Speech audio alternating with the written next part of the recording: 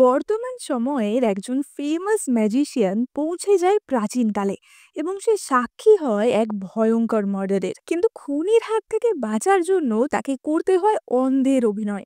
এবার তার সাথে খুনির সম্পর্ক কি হবে, সে কি আদেও তার হাত থেকে বাঁচতে পারবে, সেই নিয়ে আজকের ভীষণ মজার আর ভীষণ রোমান্টিক একটা হিস্টোরিক্যাল ড্রামা এক্সপ্লেন করব। তাহলে চলো শুরু করা যাক। আর শুরু করার আগে তোমরা কিন্তু সাবস্ক্রাইব করতে একদম ভুলো না।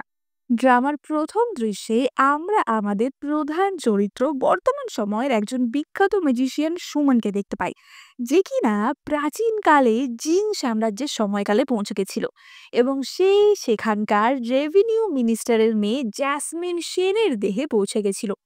সে দেখে যে সে একটি গুহার মধ্যে রয়েছে এবং সেই গুহায় সেখানে হাজির হয় জিং সাম্রাজ্যের যুবরাজ জেমস এবং তার পিছন পিছন সেখানে আসে জিং সাম্রাজ্যের নবম রাজকুমার জাস্টিন।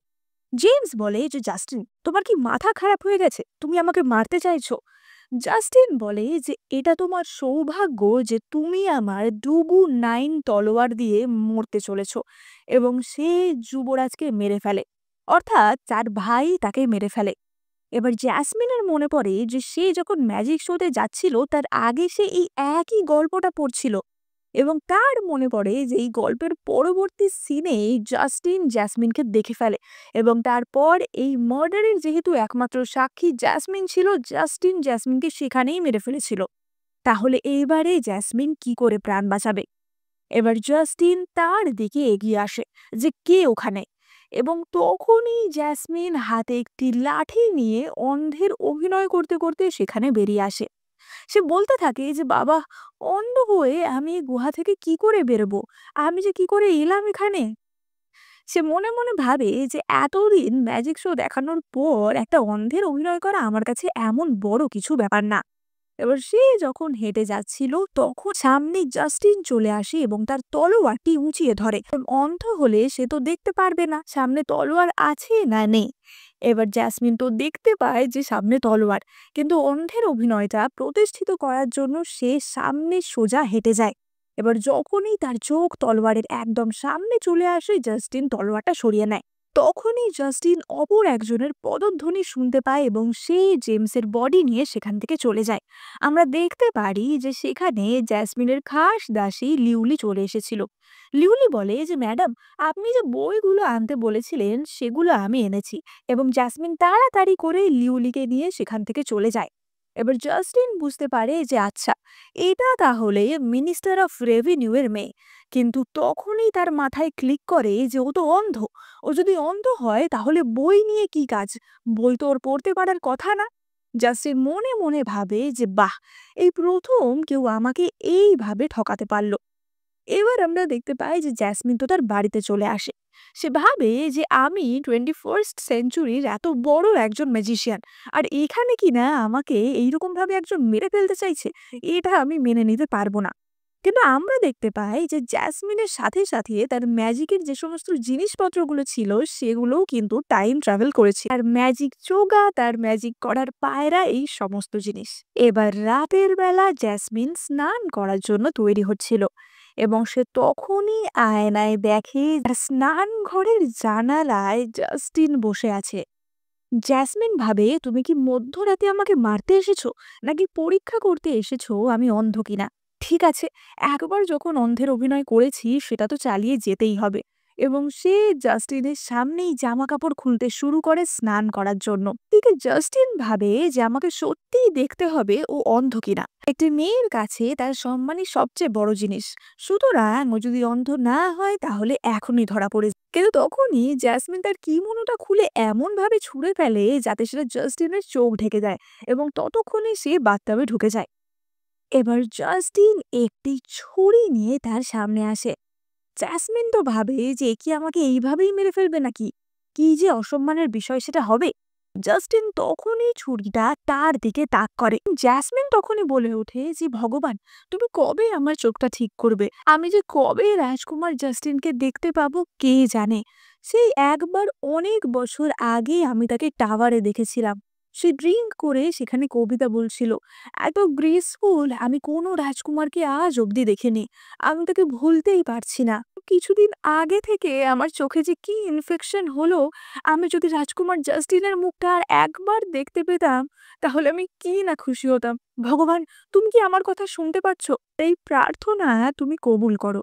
এবার জাস্টিন এইসব শুনে ভাবে যে কি, তাহলে কি মেয়েটা সত্যিই আমার প্রেমে পড়েছে নাকি? এবার তখনই জ্যাসমিন লিউলিকে ডাক দেয় এবং বলে যে, লিউলি, তাড়াতাড়ি এদিকে এসো, আমাকে জামা বদলাতে সাহায্য করবে। এবার লিউলি সেখানে চলে আসায় জাস্টিন তাড়াতাড়ি লুকিয়ে পড়ে। এবার সে ওই বইগুলো দেখতে পায় এবং সে ভাবে হয়তো এই বইগুলি লিউলি পড়ছে, জ্যাসমিন না, এবং সে সেখান থেকে চলে যায়। এবার আমরা জ্যাসমিনকে দেখতে পাই যে তো মজা করে আঙুর খাচ্ছিল।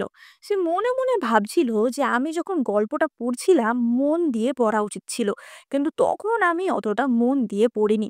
এবার তখনই লিউলি আসে এবং বলে যে, ম্যাডাম, কোর্ট অফ জাস্টিসের লোকেরা আপনার সাথে দেখা করতে এসেছে। এই যে জ্যাসমিনের সাথে অফিসার লু দেখা করতে এসেছিল। এবার অফিসার লু জ্যাসমিনকে ছোটবেলা থেকেই চিনতো এবং সেও জ্যাসমিনকে মনে মনে বেশ পছন্দ করত। এবার কিছুদিন আগে যুবরাজ জেমসের যে মৃত্যুটি হয় সেটারই তদন্ত অফিসার লু করছিল এবং অফিসার লু জানতে পেরেছিল যে সেইখানে কোনোভাবেই জ্যাসমিন উপস্থিত ছিল। তাই জন্য অফিসার লু তাকে জিজ্ঞাসাবাদ করতে এসেছিল। তখনই সেখানে জাস্টিন উপস্থিত হয়। জাস্টিনকে দেখেই তো জ্যাসমিনের বাবা বো করে। এবার জাস্টিন এখানে এসে যখন শোনে যে অফিসার লু এখানে তার দাদার অর্থাৎ যুবরাজ জেমসের তদন্ত করতে এসেছে, জাস্টিন তো পুরো অবাক হওয়ার মতো নাটক করে যে কি, আমার দাদা যুবরাজ মারা গেছে? সে কি, আমাকে কেউ খবর দেয়নি কেন? জাসমিন মনে মনে ভাবেই যে বাবা কি অ্যাক্টিংটাই না করছে। জাস্টিন বলে যে অফিসার লু, আপনাকে কিন্তু আমার দাদার খুনিকে খুঁজে বার করতেই হবে। অফিসার লু বলে যে হ্যাঁ, মহারাজ আমাকে অনেক আগেই তার নির্দেশ দিয়েছেন, তাই জন্যই আমি এখানে জাসমিনকে কিছু প্রশ্ন করতে এসেছি। জাসমিন সেই দিন ওখানে উপস্থিত ছিল। জাস্টিন বলে যে কি, মিস সেন ওখানে উপস্থিত ছিল? জাসমিন বলে যে হ্যাঁ, আমি ওই দিন ওখানে ছিলাম, কিন্তু আমি কিছু দেখতে পাইনি বা সন্দেহজনক কাউকে আমি সেখানে লক্ষ্য করিনি। আসলে সেই দিন আমার চোখে কিছু পাহাড়ি মৌমাছি কামড়ে দিয়েছিল। তারপর থেকে আমি চোখে কিছুই দেখতে পারছি না, তাই জন্যই আমি কিছু দেখতে পাইনি। জাস্টিন বলে যে বাবা, এটা তো খুবই কাকতালীয় একটা ঘটনা। তাহলে এবার কি করা যাবে? অফিসার লু, আপনার কি মনে হয়? অফিসার লু বলে সত্যিই তো, তাহলে আর জ্যাসমিনকে কিছুই প্রশ্ন করার নেই, আমি তাহলে চলি। কিন্তু তখনই জাস্টিন বলে যে অফিসার লু, আপনি এক কাজ করুন না, আপনি জ্যাসমিনকে ওই দিনের ক্রাইম সিনে নিয়ে যান। ক্রাইম সিনে নিয়ে গেলে হয়তো জ্যাসমিনের কিছু মনে পড়ে যেতে পারে। অফিসার লু বলে যে হ্যাঁ, এটা তো সত্যি একটা ভালো মেথড, এটা কাজে আসতে পারে। কিন্তু জ্যাসমিনের চোখের অবস্থা এখন এরকম, এই অবস্থায় ও কি আদৌ কোনো সাহায্য করতে পারবে? জাস্টিন বলে যে চিন্তার কোনো কারণ নেই, আমার সাথে ঘোড়ার গাড়ি আছে, আমি ওনাকে গাড়িতে করে নিয়ে যাব।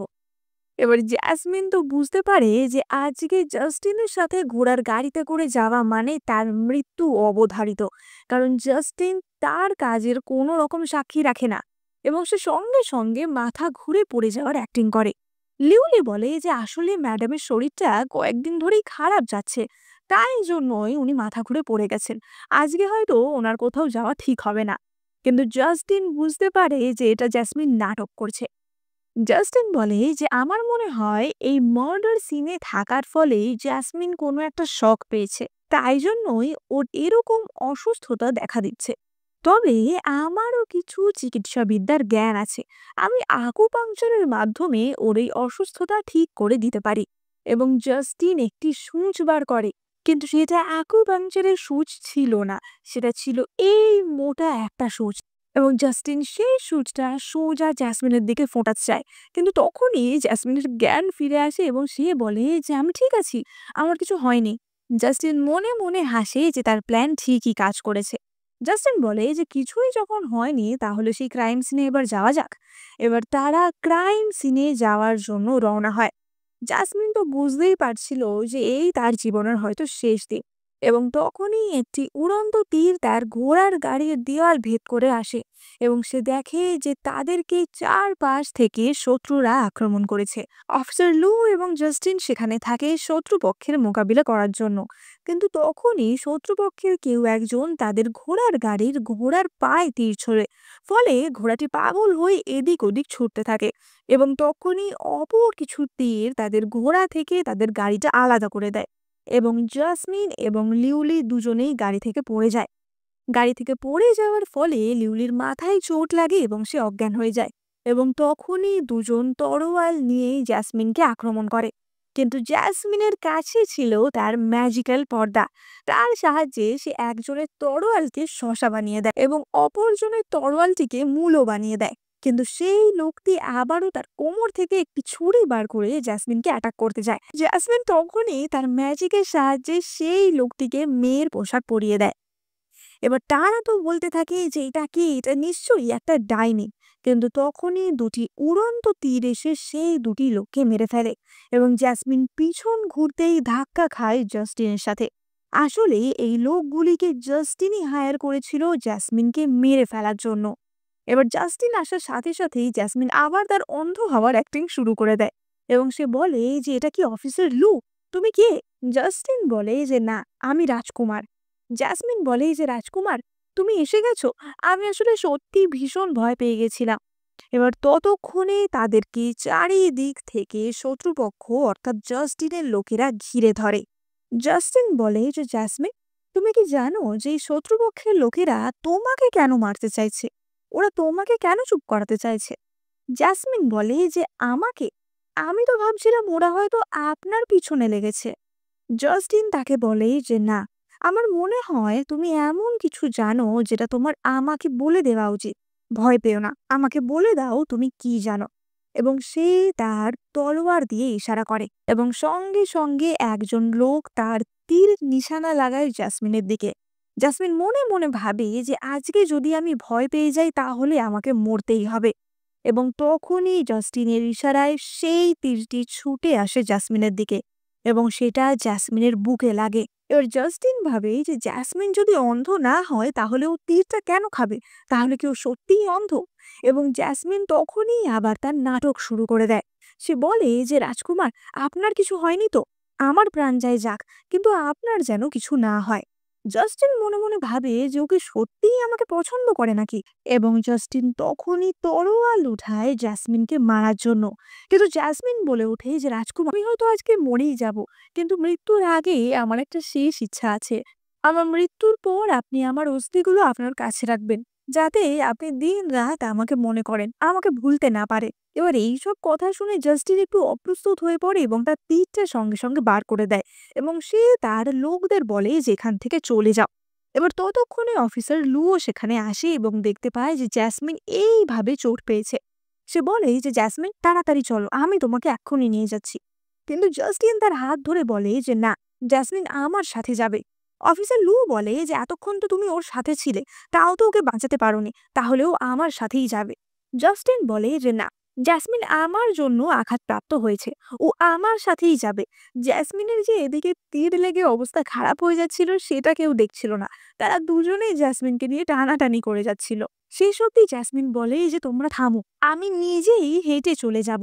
এবং এই কথাটা বলার সাথে সাথেই তার মাথা ঘুরতে থাকে এবং সে অজ্ঞান হয়ে যায় এবং অফিসার লু তাকে কোলে করে নিয়ে চলে যায়।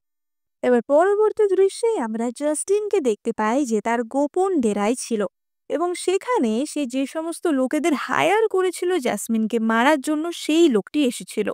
জাস্টিন বলে যে তোমাদের যে কাজটা করতে বলা হয়েছিল তোমরা তো ভীষণ ভালোভাবে করেছো, তার জন্য নিঃসন্দেহে তোমাদের পুরস্কৃত করা হবে।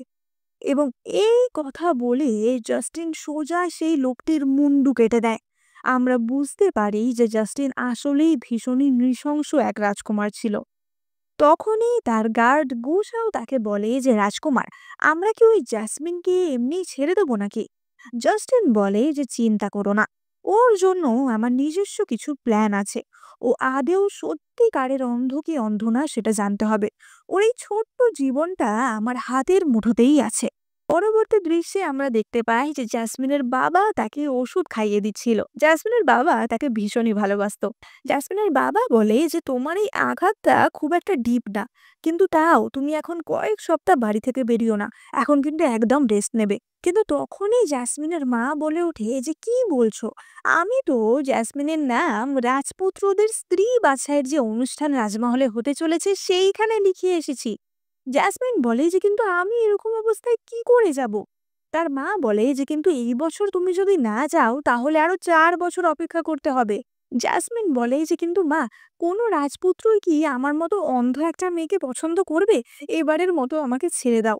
কিন্তু তার মা বলে যে কি বলছোটা কি তুমি, হতে পারে তুমি কিছুদিনের জন্য অন্ধ হয়ে গেছো, কিন্তু তাও তোমার মতো সুন্দর গুণী একটা মেয়ের কি রাজকুমারের অভাব হবে নাকি?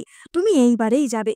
তার বাবাও বলার চেষ্টা করে যে কিন্তু আমাদের মেয়ে তো এখনো ছোট, ও যদি 4 বছর পরেও বিয়ে করে তাহলেও বা কি আসে যাবে।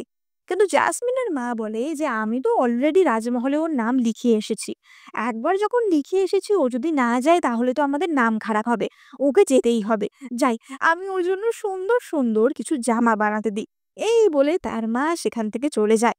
এবার জাসমিন ভাবে যে আমি তাহলে এমন কিছু করব যাতে কোনো রাজকুমার আমাকে পছন্দই না করে, আমি ইচ্ছা করে এই টেস্টে ফেল করব। এবার আমরা পরের দিনের দৃশ্য দেখতে পাই।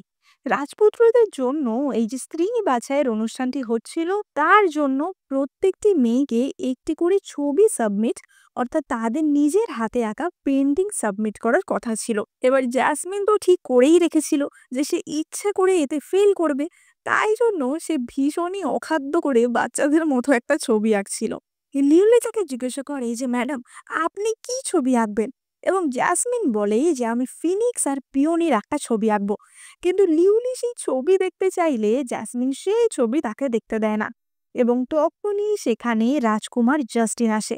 এবার জাস্টিন আসার সাথে সাথেই জাসমিন তো গিয়ে বিছানায় উঠে পড়ে। লিউলি তাকে বলে যে রাজকুমার, আপনি এভাবে আসতে পারেন না, আমার ম্যাডাম এখন অসুস্থ আছেন। কিন্তু জাস্টিন তাকে ধাক্কা মেরে সরিয়ে দেয়। জাস্টিন বলে যে আমি শুনলাম তুমি নাকি এই বছরের স্ত্রী বাছাইয়ের অনুষ্ঠানে পার্টিসিপেট করছো। জাসমিন বলে যে ইচ্ছা তো ছিল, কিন্তু এইরকম অবস্থায় আমি এত দুর্বল কিভাবেই বা পার্টিসিপেট করব। জাস্টিন বলে যে তাই নাকি, সে তো খুবই দুঃখের খবর, কারণ এই বছর আমিও সেই রাজকুমারদের মধ্যে একজন যাদের স্ত্রী বাছাই করা হবে। এবার যেহেতু জাসমিন এতদিন ধরে জাস্টিনকে পছন্দ করার নাটক করছিল, তাই জন্য জাসমিনকে বলতেই হয় যে রাজকুমার, আপনিও পার্টিসিপেট করছেন, তাহলে আমি এই অসুস্থ শরীর নিয়েও সেখানে যাব।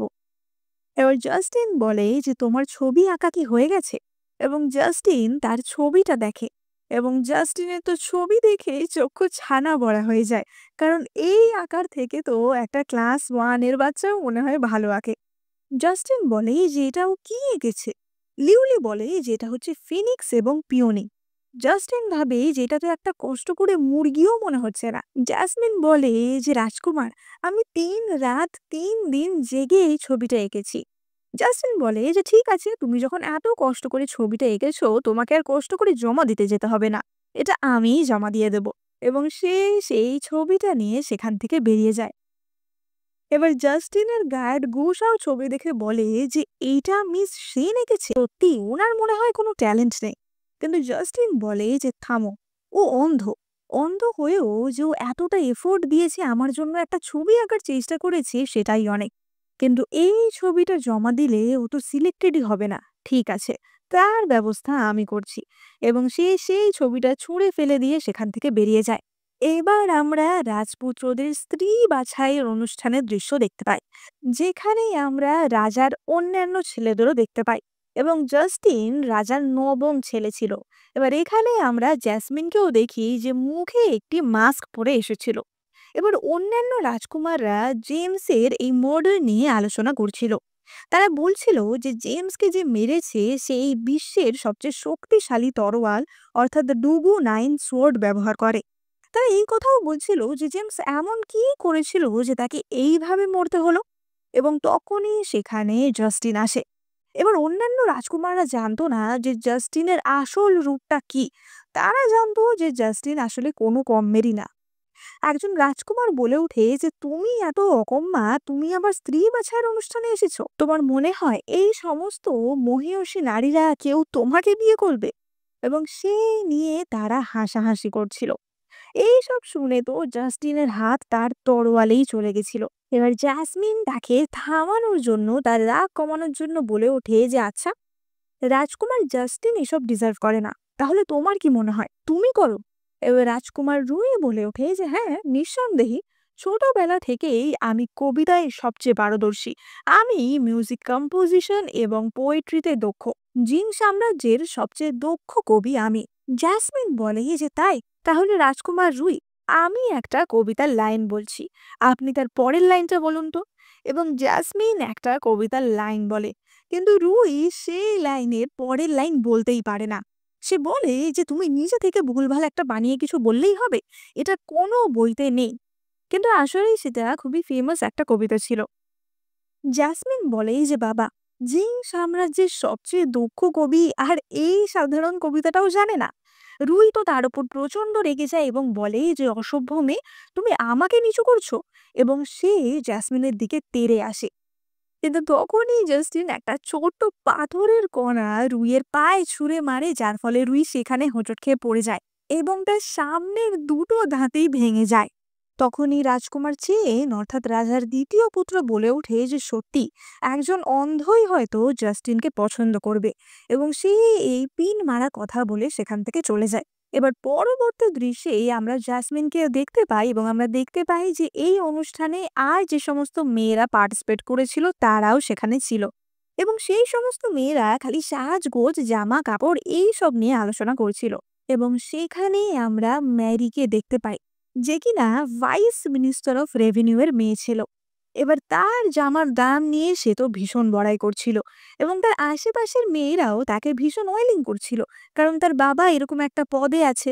এবার জ্যাসমিনের এই সমস্ত কচকচানি শুনতে একদমই ভালো লাগছিল না, এবং সে লিউলিকে বলে যে চলো আমরা বাগানে হেঁটে আসি। এবার সে যখনই যাচ্ছিল, ম্যারি তাকে এসে ধাক্কা মারে এবং বলে যে এই অন্ধগুলো এখানে যে কোথা থেকে তখনই ম্যারির পাশের মেয়েটি বলে ওঠে যে তোমরা ম্যারিকে ধাক্কা দিলে? তোমরা জানো ম্যারির জামার কত দাম? ওই জামাটা যদি নষ্ট হয়ে যায় তাহলে সেটার দাম দিতে পারবে তো? শিউলি বলে যে তোমরা কি চোখে কানা? আমরা কোথায় ধাক্কা দিলাম? ওই তো এসে আমাদের ধাক্কা দিল। অপরজন বলে যে হ্যাঁ, দিয়েছে তো কি হয়েছে, এমনিতেও ওই মেয়েটা যা সস্তা জামা পরে আছে, ওর জামা তো বাজারে হরদম বিক্রি হচ্ছে, কিন্তু ম্যারির মতো জামা কেনার ক্ষমতা ওর নেই। ম্যারি বলে ওঠে যে সত্যি, রাজপুত্রদের স্ত্রীর বাছাইয়ের অনুষ্ঠানে এরকম লোয়ার ক্লাস লোকেরা এরকম বাজে জামা পরে কোথা থেকে যে আসে ভগবানই জানে। জাসমিন বলে যে লোয়ার ক্লাস, এটা একটা হানহাই ক্রিস্টাল রোগ, আর এটার দাম হচ্ছে 5,000 স্বর্ণমুদ্রা। ম্যারি বলে যে কি কোথাকার গাইয়া, হ্যাঁ, তুমি 5,000 স্বর্ণমুদ্রার কথা বলছো? তোমার কাছে 5টা স্বর্ণমুদ্রা আদেও আছে কিনা সেই নিয়ে আমার সন্দেহ আছে। এবার তারা তো নানাভাবে জাসমিনকে অপমান করতে থাকে। তারা বলতে থাকে যে তুমি মাস্ক পরে এসেছো বলে কি হয়েছে, তুমি কি ভাবছো এরম করে তুমি রাজকুমারদের অ্যাটেনশন নেবে? এই স্বপ্নই তুমি দেখতে থাকো। ম্যারি বলে যে ছাড়ো, বাদ দাও, ও কত গরিব সেটা তো দেখো। এখনই যদি ও আমার কাছে হাঁটু গেড়ে ক্ষমা চায় তাহলে ওকে ছেড়ে দেব। অপর মেয়েটি বলে ওঠে যে হ্যাঁ, তো ওর তো তোমার কাছে মাথা নিচু করাই উচিত। তোমার বাবা vice minister of revenue, 4th rank minister, তাহলে ও তো তোমার চেয়ে নিচুই হলো, তাই না? জ্যাসমিন বলে যে আমি যদি আমার আসল পরিচয়টা বলি তুমি সহ্য করতে পারবে তো? ম্যারি বলে যে কি তোমার আসল পরিচয়? এবং তখনই লিউলি বলে যে আমাদের মাস্টার হলো minister of revenue, 2nd rank minister, অর্থাৎ ম্যারির বাবার বস, এবং সেই তাদের পরিবারের শিলমোহরটিও দেখায়। ফলে বাকিদের মুখ সেখানেই চুপ হয়ে যায়। এবং তখনই সেখানে আসে অ্যালিসিয়া, যে কিনা ছিল মহারানীর ভাইঝি, এবং সেও এই অনুষ্ঠানে অংশগ্রহণ করতে এসেছিল।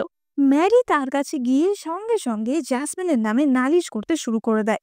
এবার জাসমিন যেহেতু নভেলটি অর্থাৎ এই ঐতিহাসিক বইটি আগে থেকেই পড়েছিল, সে সব চরিত্র সম্বন্ধে জানতই। জাসমিন বুঝতেই পারে যে এই হচ্ছে সেই এলিসিয়া যাকে কিনা ছোটবেলা থেকে রানী হওয়ার জন্যই ট্রেনিং দেওয়া হয়েছে, এবং যার লক্ষ্যই হলো রাজ পরিবারে বিয়ে করে সম্রাজ্ঞী হওয়া। অ্যালিসিয়া জাসমিনকে দেখেই বলে যে কি ব্যাপার, তুমি মুখ চাপা দিয়ে এসছো কেন? তুমি কি এতই কুৎসিত দেখতে? আমি যদি তোমার জায়গায় থাকতাম তাহলে এর চেয়ে ভালো আমি তো মাটি খুঁড়ে ভেতরে ঢুকে যেতাম। ম্যারি বলে ওঠে যে অ্যালিসিয়া, তুমি ওর সাথে তোমার নিজেকে কম্পেয়ার করো না, তুমি তো রাজকুমার চেনকে বিয়ে করবে। অ্যালিসিয়া বলে যে হ্যাঁ, রাজকুমার চেন সবসময় আমাকে পছন্দ করে এসেছে, আর আজকে আমার এখানে আসার জন্য আমাকে এই চুলের কাঁটাটাও উপহার দিয়েছে।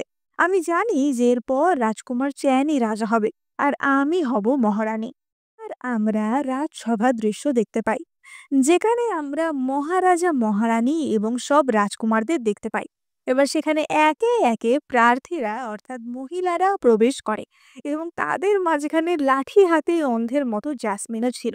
আর অন্যদিকে আমরা ভাঙা দাঁত নিয়ে প্রিন্স রুইকেও দেখতে পাই।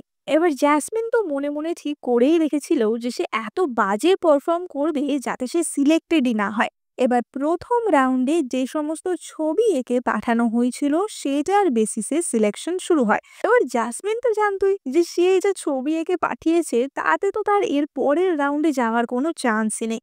এবার রাজ কর্মচারী একে একে এক একজনের ছবি দেখাতে শুরু করে যে কে কি এঁকে পাঠিয়েছে। এখানে নবম স্থান অধিকার করে মেরি তার ছবি এঁকে, এবং সে তো নবম স্থানেই বেশ খুশি ছিল।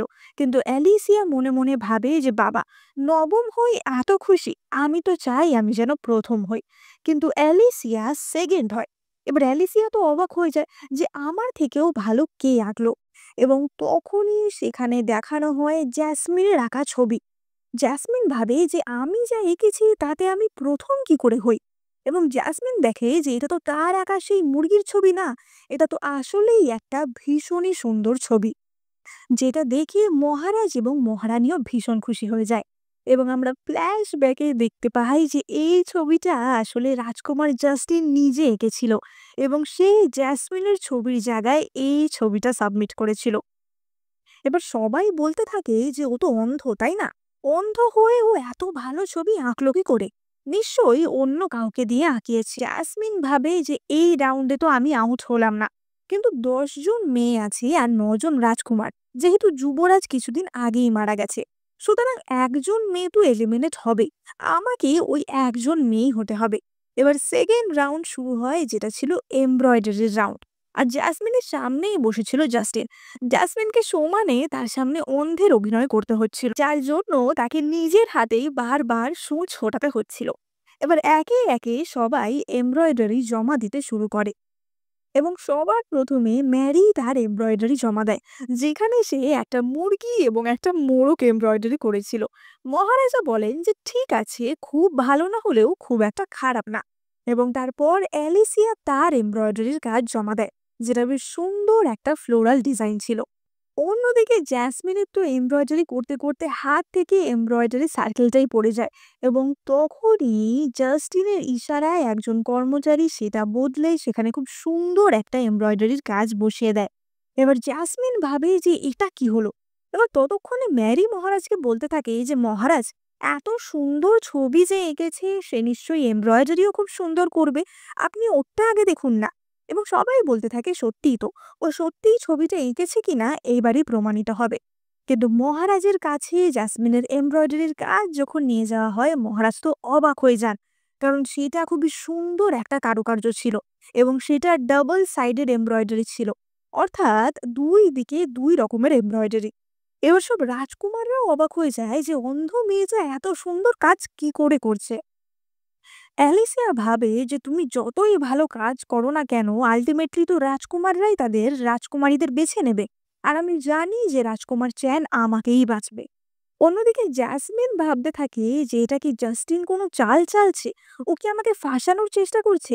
কিন্তু আসলে জাস্টিন তাকে ফাঁসানোর চেষ্টা করছিল না। এবার তখনই জ্যাসমিন যে কাপড়টিতে এমব্রয়ডারি করার চেষ্টা করছিল সেইটা একজন কর্মচারী জাস্টিনকে দেয়, এবং জাস্টিন দেখে যে তাতে জ্যাসমিনের রক্তের দাগ লেগে আছে, এবং জাস্টিন সেটা নিজের কাছে যত্ন করে রেখে দেয়। এবার তারপরে রাউন্ড ছিল মিউজিক্যাল ইনস্ট্রুমেন্ট বাজানোর রাউন্ড, যেখানে প্রথমে ম্যারি বাদ্যযন্ত্রটি বাজানো শুরু করে, এবং তার বাজনা শুনে সবাই কানে আঙুল দিতে বাধ্য হয়। এবার তারপরে বাজাতে আসে এলিসিয়া এবং সে খুবই সুন্দর করে বাদ্যযন্ত্রটি বাজায়, যাতে সবাই ভীষণ ইমপ্রেস হয়ে যায়। এবং সবার শেষে বাজাতে আসে জ্যাসমিন। মহারাজ বলেন যে তোমার মা তো একজন অপূর্ব সঙ্গীত শিল্পী, জ্যাসমিন তুমিও নিশ্চয়ই খুবই সুন্দর বাজাবে। কিন্তু জ্যাসমিন সেটা বাজাতে শুরু করলেই তার সমস্ত তার পটাং পটাং করে ছিঁড়ে যায়। সবাই আলোচনা করতে থাকে যে জাসমিনের মা এত ভালো একজন শিল্পী, জাসমিন আদেও ওনার নিজের মেয়ে তো। আসলে জাসমিন তো ইচ্ছা করেই করেছিল। কিন্তু সবাই বাজে বললেও জাস্টিন বলে যে আমার তো ওর বাজানো বেশ ভালোই লেগেছে। এবার আমরা শেষ রাউন্ডের দৃশ্য দেখতে পাই, যেখানে রাজকুমাররা একটি করে লাল গোলা ছুড়ে দেবে এবং একটি কবিতার লাইন বলবে। যে রাজকুমারী সেটা ক্যাচ করে তাকে কবিতার দ্বিতীয় লাইনটি বলতে হবে। এবার প্রথমেই রাজকুমার চ্যান তার লাল বল ছুড়ে দেয়, যেটা অ্যালিসিয়া ক্যাচ করে এবং সে কবিতার লাইন বলতে পারে। এবার এইভাবেই খেলা চলতে থাকে। এবার যখনই রাজকুমার জাস্টিন আসে এবং তার বল ছুড়তে যায়, সব রাজকুমারীরা দূরে সরে যায়, কারণ সবাই জানতো যে রাজকুমার জাস্টিন কোনো কমবেন না। আর ওদিকে জাসমিন তো অন্ধের অভিনয় করছিল যে আমি তো কিছু দেখতেই পাচ্ছি না। কিন্তু তখনই জাস্টিন তার অঙ্গুলি পরিচালনায় সেই বলটি সোজা জাসমিনের হাতে ধরিয়ে দেয় এবং সে একটা অদ্ভুত কবিতার লাইন বলে। কিন্তু সেই কবিতার পরবর্তী লাইনটা জাসমিন বলতে পারে। তখনই ম্যারি বলে ওঠে যে ও তো এতক্ষণ মুখে পর্দা লাগিয়ে আছে, এবার আমিও দেখতে চাই যে ওকে কেমন দেখতে। মহারাজাও বলেন যে হ্যাঁ, এটা যেহেতু স্ত্রী বাছাইয়ের একটি অনুষ্ঠান, এখানে মুখ ঢেকে রাখলে হবে না, রাজকুমাররা তো তোমার মুখ দেখেই তোমাকে পছন্দ করবে। এবং তখনই জাসমিন তার মুখের মাস্ক সরায় এবং আমরা দেখতে পাই যে সে খুবই বিদঘুটে একটা মেকআপ করে এসেছিল, যাতে তাকে দেখতে ভীষণই বাজে লাগছিল। সে ইচ্ছা করেই এমন মেকআপ করেছিল যাতে কোনো রাজকুমার তার সাথে বিয়ে না করে। এবার সবাই বলতে থাকে যে ওর বাবা মিনিস্টার হলে কি হবে, এরকম কুৎসিত একটা মেয়েকে কে বিয়ে করবে? ওর বাবা যদি 10,000 স্বর্ণমুদ্রাও দেয় তাহলেও কেউ বিয়ে করবে না। এবং সেই নিয়ে সবাই ভীষণই হাসাহাসি করছিল। রাজকুমার চ্যাং বলে যে এরকম কুৎসিত একটা মেয়েকে বিয়ে করলে সারা জীবনে রাতে দুঃস্বপ্ন আসবে, একে কেই বা বিয়ে করবে। কিন্তু জাস্টিন পুরোই উল্টো বোঝে।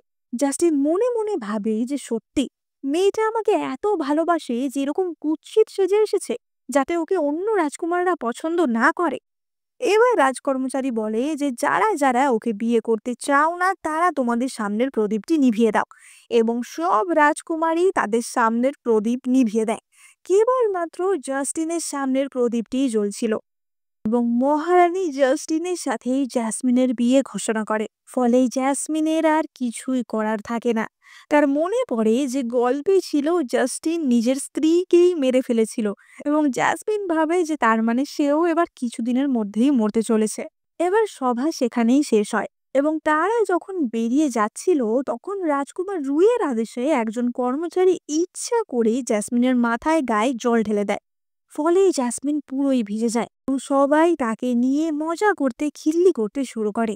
অ্যালিসিয়া তখনই সেখানে আসে এবং তার মুখ রুমাল দিয়ে মুছিয়ে দিতে যায়। কিন্তু রুমাল দিয়ে মোছানোর সাথে সাথেই জ্যাসমিনের আসল রূপ বেরিয়ে আসে এবং সবাই দেখতে পায় যে জ্যাসমিন আসলেই কতটা সুন্দরী। রাজকুমাররা ভাবে যে সত্যিই তো, এটা তো আমাদের পুরোই লস হয়ে গেল, আমরা তো ভেবেছিলাম ও কুৎসিত। এবং তারা রেগে মেগে সেখান থেকে চলে যায়। অ্যালিসিয়া তাকে ল্যাং মেরে ফেলে দেওয়ার চেষ্টা করে, কিন্তু ল্যাং মারলেও জ্যাসমিন সোজা জাস্টিনের কোলে গিয়েই পড়ে। জাস্টিন তাকে ধরে নেয় এবং তার কোটটা খুলেই জ্যাসমিনের গায়ে চাপিয়ে দেয়, কারণ সে ভিজে গেছিল। জাস্টিন মনে মনে ভাবে যে এই মেয়েটা তো আমার প্রেমেই পড়ে গেছে। অন্যদিকে জাসমিন ভাবে যে এবার নিশ্চয়ই রাজকুমার আমাকে কুচি কুচি করে কাটবে। এবার জাসমিন তো বাড়িতে এসে জানায় তার রাজকুমার জাস্টিনের সাথে বিয়ে ঠিক হয়েছে। এবার জাসমিনের মা তো ভীষণ খুশি হয়, কারণ তার বক্তব্য ছিল যে রাজকুমার জাস্টিনকে এত সুন্দর দেখতে, জাসমিনকে এত সুন্দর দেখতে, তাহলে ওদের বাচ্চা কাচ্চাও কি সুন্দরই না হবে। কিন্তু জাসমিনের বাবা তো রাজকুমারকে ভালো করেই চিনত এবং তার বাবা জানতো যে রাজকুমার একদমই অকম্যে ঢেকি কোনো কাজবাজ করে না, অলস এক রাজকুমার। তাই জন্য তার বাবা অতটাও খুশি হয় না। এবার আমরা জাস্টিন এবং জাসমিনের বিয়ের দৃশ্য দেখতে পাই। জাসমিনের বাবা তো তার জন্য অনেক বিয়ের তত্ত্ব প্রস্তুত করেছিল এবং সে তার মেয়েকে ভরিয়ে ভরিয়ে স্বর্ণ মুদ্রা, সোনার গহনা অনেক কিছু দিয়েছিল। জাসমিন এত কিছু দেখে ভাবে যে এগুলো কি, এত গিফট! আর বাবা বলে যে দেখো, রাজকুমার জাস্টিন এমনিতেও খুব একটা ভালো কিছু করে না। ওর জন্য যেন তোমাকে কখনো কষ্ট না পেতে হয়, তাই জন্যই আমি তোমাকে এত কিছু দিচ্ছি। এবার জেসমিন মনে মনে ভাবে যে কষ্ট, যা ধন সম্পত্তি আমাকে দেয়া হয়েছে এটা তো আমি 21st সেঞ্চুরি অব্দি ভালোভাবে কাটিয়ে দিতে পারবো। এবং তখনই সেখানে জাস্টিন আসে এবং আমরা দেখতে পাই সে কেবলমাত্র তার একটি গার্ডকে নিয়ে গাধায় চেপে বিয়ে করতে এসেছিল। তাই দেখে জেসমিনের বাবার তো মাথা খারাপ হয়ে যায় যে মাত্র দুজন লোক এসেছে, তাও একটা গাধায় চেপে বিয়ে করতে। আর বিয়ের তত্ত্ব কই, বিয়ের গিফট কই? একজন রাজকুমার যেখানে এসেছে তার বিয়ে এইভাবে হচ্ছে। এবং আমরা দেখতে পাই যে জাস্টিন বিয়ের তত্ত্ব অনুযায়ী কেবলমাত্র কপারের মুদ্রা এনেছিল। লোকজন তো তা দেখে প্রচন্ড হাসাহাসি করতে শুরু করে দেয়। জাসমিনের বাবা বলে যে তুমি চলে যাও এখান থেকে, আমি মরে যাব তবু ভালো, কিন্তু তোমার সাথে আমি আমার মেয়ের বিয়ে দেব না। কিন্তু জাসমিনের মা তার বাবাকে থামিয়ে বলে যে না না, ওনার কথায় কান দিও না। আসলে জাসমিনের মা ভাবছিল যতই হোক রাজকুমার তো। জাস্টিন বলে যে যদি মিস সেন আমাকে বিয়ে করতে রাজি হন তাহলেই আমি ওনাকে বিয়ে করব। এবং জাসমিন বলে যে হ্যাঁ, ও যেরকমই হোক না কেন আমি ওকে বিয়ে করতে রাজি। আসলে বেঁচে থাকার জন্য তাকে এই প্রেমের নাটক, অন্ধ হয়ে থাকার নাটক করতেই হচ্ছিল। এবং জাসমিন জাস্টিনের সাথে সেই গাধায় চেপে চলে যায়। এবার জাস্টিন জাসমিনকে তার বাড়ির সামনে নিয়ে আসলে দেখা যায় যে এটা কোনো রাজমহল না, এটা তো ভাঙা চোরা একটা বাড়ি। এর থেকে তো সাধারণ মানুষদের বাড়িও অনেক ভালো।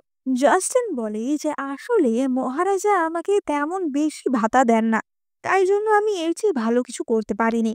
জাসমিন বলে যে কোনো ব্যাপার না, আমি এতেই তোমার সাথে ভালো থাকবো। এবার তাদের বিয়ের অনুষ্ঠান চলাকালীন রাজকুমার রুই কিছু অন্য রাজকুমারদের নিয়ে সেখানে আসে। রাজকুমার রুই জাস্টিনকে বলে যে কি ব্যাপার, তোমার বিয়ের অনুষ্ঠান আর এখানে একজনও লোক দেখছি না। রাজকুমার বলে অন্তত 100 জন লোককে তো নিমন্ত্রণ করাই উচিত। অপর এক রাজকুমার বলে যে আর এই তোমার মহলের ছিরি, এর থেকে তো আমার খাটাল আরো ভালো দেখতে। জাস্টিন বলে যে দাদা, তুমি জানো যে রাজকুমার হিসেবে আমার ভাতা তেমন কিছু বেশি না, তাও তুমি এরকম কেন করছো? রাজকুমার রুই বলে যে দাদা, আমাকে একদম দাদা বলবে না। তোমার মা এই মহলের একজন দাসী ছিল, সে কোন না কোন গার্ডের সাথে শুয়েছে তার কোনো ঠিক নেই। আমার তো সন্দেহ হয় যে আদেও তুমি এই বংশের ছেলে কিনা। জাসমিন বলে ওঠে যে আপনি এইভাবে ওর মাকে অপমান করতে পারেন না। রাজকুমার রুই বলে যে তুমি অন্ধ, অন্ধ না হলে এই ছেলেকে কেউ বিয়ে করতে রাজি হয় না। জাস্টিন বলে যে রাজকুমার রুই, তুমি এখান থেকে যাও। রুই বলে যে আমি কি তোমার দাস নাকি যে তোমার কথায় যাব আর আসবো? এবার তখনই বিয়ের উপহার স্বরূপ একজন মাস্টার রাজকুমার জাস্টিনের জন্য একটা গোল্ডেন ব্রু পাঠিয়েছিল এবং রাজকুমার রুই সেটা নিয়ে জাস্টিনের মুখে ঢেলে দেয় এবং তাকে অপমান করে। জাসমিন তো বুঝতে পারে যে জাস্টিন যদি একবার রেগে যায় তাহলে তো এখানের সবাই শেষ। সে জাস্টিনকে ধরে বলে যে তুমি কি ভিজে গেছো? জাস্টিন বলে যে সত্যি, আমার উচিত হয়নি তোমাকে এই সমস্ত নোংরামির মধ্যে নিয়ে আসা। রাজকুমার রুই বলে ওঠে যে সত্যি, তুমি অন্ধ বলেই মনে হয় এই ছেলেকে বিয়ে করেছো। তোমার কিন্তু উচিত হয়নি ওকে বিয়ে করা। আর যদি তোমার চোখ থাকতো তাহলে তুমি দেখতে পেতে যে ওর এখন কি অবস্থা। এবং এই বলে রুই জাসমিনের দিকে একটি খুবই নোংরা অঙ্গভঙ্গি করে। জাসমিন বলে যে আমি অন্ধ হই বা আমার চোখ থাকুক, আমি জাস্টিনকেই বিয়ে করতাম। এবার রাজকুমার রুই তখনই সামনের একটি চেয়ারে বসে বলে যে যেহেতু মহারাজ তোমাদের বিয়েতে উপস্থিত নেই, ধরে নাও যে আমি তোমাদের গুরুজন এবং তোমরা আমাকে প্রণাম করেই আশীর্বাদ নেবে। এক্ষুনি আমার সামনে এসে বউ করো। কিন্তু জাস্টিন বা জাসমিন কেউই বউ করতে রাজি হয় না। জাসমিন বলে যে আমি কিছুতেই তোমার সামনে বউ করব না। এবং তখনই রাজকুমার রুই জাসমিনকে এক চড় মারে। লিউলি তাকে বাঁচাতে এলে রাজকুমার তাকে লাথি মেরে সেখান থেকে সরিয়ে দেয়। রুই বলে যে ওরা যদি বউ না করে এক্ষুনি ওদের ঠ্যাং ভেঙে দেয়। এবার গার্ডরা তাদের দিকে এগিয়ে এলেই জাস্টিন জাসমিনকে নিজের দিকে সরিয়ে নেয় এবং সেই গার্ডদের লাথি মেরে সরিয়ে দেয়। রাজকুমার রুই ভাবে যে কি হলো, জাস্টিন হঠাৎ এত লড়াই টড়াই করা কি করে শিখে গেল। এবং তখনই তার গার্ডরা জাস্টিনের ওপর অ্যাটাক করে। কিন্তু জাস্টিন জাসমিনকে জড়িয়ে তাকে প্রোটেক্ট করে সেই গার্ডদের সেখান থেকে সরায়। জাসমিন মনে মনে ভাবে যে বাহ, গল্পের বইটাতে যেগুলো লেখা ছিল সেগুলো তাহলে সত্যি। একটা হ্যান্ডসাম ছেলে প্রোটেক্ট করলে তাহলে বেশ ভালোই লাগে। তো অন্যান্য রাজকুমাররা তো জাস্টিনের এই রূপ দেখে ভীষণই চমকে গেছিল। তারা বলতে থাকে যে তুমি এতদিন আমাদের ঠকিয়েছো, তুমি এতদিন অকর্মা হয়ে থাকার নাটক করেছো। এবং তারা সেখান থেকে পালায়, কিন্তু জাস্টিন তখনই তার তরোয়াল ছুঁড়ে তাদেরকে সেখানেই ফেলে দেয়। জাসমিন মনে মনে ভাবে যে আসলে তো এর পরে রাজা জাস্টিনেরই হওয়া উচিত, কিন্তু ও তো নবম রাজকুমার। এবার তখনও কিন্তু জাসমিন অন্ধেরই অভিনয় করে যাচ্ছিল। জাস্টিন বলে যে চলো এবারে আমরা শুতে যাই, কারণ সেই দিন তাদের ফুলশয্যার রাত ছিল। কিন্তু জাসমিন তো এইসবে একদমই ইন্টারেস্টেড ছিল না। আর সেই দিন রাতে জাস্টিনেরও অন্য একটা অফিসিয়াল কাজ ছিল, তাই জন্য সে জাসমিনকে ড্রিঙ্ক অফার করে, যাতে ড্রিঙ্ক করে জাসমিন তাড়াতাড়ি ঘুমিয়ে পড়ে। এবং ড্রিঙ্ক তো একটুখানি করেই জাসমিন তাড়াতাড়ি ঘুমিয়ে পড়ার নাটক করে। জাস্টিন তার অফিসিয়াল কাজে বেরিয়ে যায়। সকালে উঠে জাসমিন দেখে যে জাস্টিন এখনো ফেরেনি, এবং সে ওঠার সাথে সাথেই জাস্টিন বাড়ি ফেরে। এবং জাসমিন তাই দেখে আবারও ঘুমের নাটক করে। জাস্টিন এসে তার পাশে এমনভাবে শুয়ে পড়ে যেন সারা রাত সে তো এখানেই ছিল। এবং সে যখনই জাসমিনের থেকে লেপটা টানতে যায় তখনই জাসমিন তার দিকে চলে আসে, এবং তাদের মধ্যে একটা রোমান্টিক মোমেন্ট সৃষ্টি হয়। জাস্টিন বলে যে কালকে রাতে তোমার ভালো ঘুম হয়েছিল তো? জাসমিন বলে যে হ্যাঁ, এত ভালো আমি এর আগে কখনো ঘুমাইনি। জাস্টিন তাকে বলে যে আজকের দিনটা খুব সুন্দর, চলো তোমাকে একটু শপিং এ নিয়ে যাই। এবং জাস্টিন জাসমিনকে একটা রুশ শপের সামনে নিয়ে আসে, যেখানে কিনা বিভিন্ন ধরনের রুশ অর্থাৎ ব্লাশ কিনতে পাওয়া যেত। এবার সেই দোকানের সামনে এসে জাসমিন বুঝতে পারে যে তাহলে কি বইতে এই জায়গাটারই নাম লেখা ছিল, যেটা কিনা শহরের সবচেয়ে ভয়ঙ্কর জায়গা। আসলে এই দোকানের আড়ালে জাস্টিন এক ভয়ঙ্কর কাজ করত। সেটা কি, সেটা আমরা পরেই দেখতে পারবো। এবার জাসমিন তো ভয় ভয়ে সেখানে ঢোকে, এবং জাস্টিন তাকে অনেকগুলি ব্লাশ দেখিয়ে সেখান থেকে চুজ করতে বলে।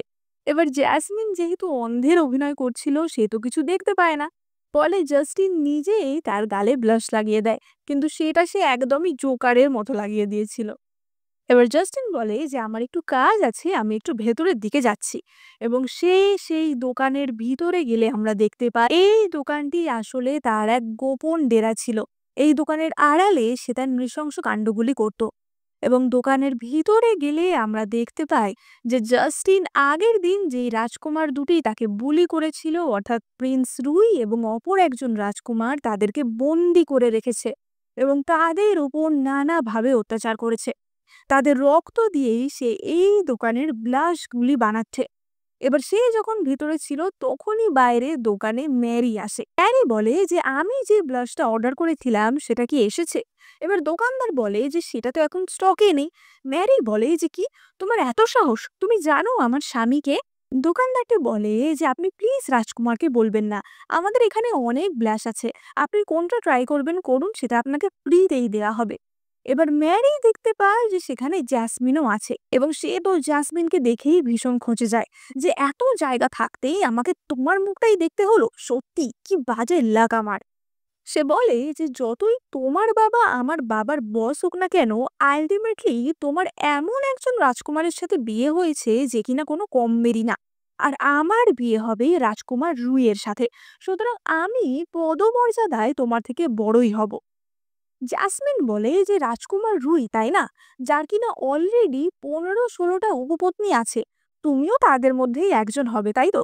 ম্যারি তো এই কথা শুনে প্রচন্ড রেগে যায় এবং জাসমিনের দিকে তেড়ে যায়, এবং জাসমিনের হাতে যে ব্লাশটা ছিল সেটা নিয়ে ছুঁড়ে ফেলে দেয়। সে বলে যে আগের দিন রাজমহলে ছিলাম বলে আমি তোমার কিছু করতে পারিনি, কিন্তু আজকে তোমাকে আমি ছাড়বো না।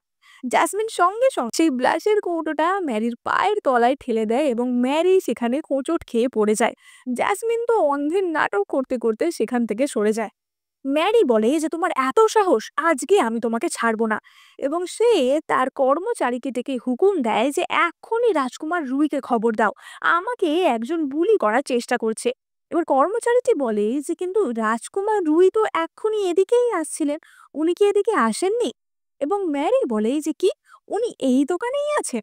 তাহলে আজকে জ্যাসমিনকে ভালো মজা দেখাবো। আর জ্যাসমিন তো জানতোই যে এই দোকানের আড়ালে আসলে কি চলে। এবার আমরা ভিতরের দৃশ্য দেখতে পাই, যেখানে আমরা রাজকুমার রুইকে দেখতে পাই, যাকে কিনা জাস্টিন বন্দি করে রেখেছিল। রুই বলে যে আমি তোমার ভাই, তুমি আমার সাথে এমন করতে পারো না। কিন্তু জাস্টিন তাকে সেখানেই মেরে দেয়। এবং তারপরই সেখানে ম্যারি আসে। কিন্তু ম্যারি আসলে দেখে যে জাস্টিন একটি মেশিনে গোলাপ কাটছে। ম্যারি বলে যে তুমি এখানে কি করছো?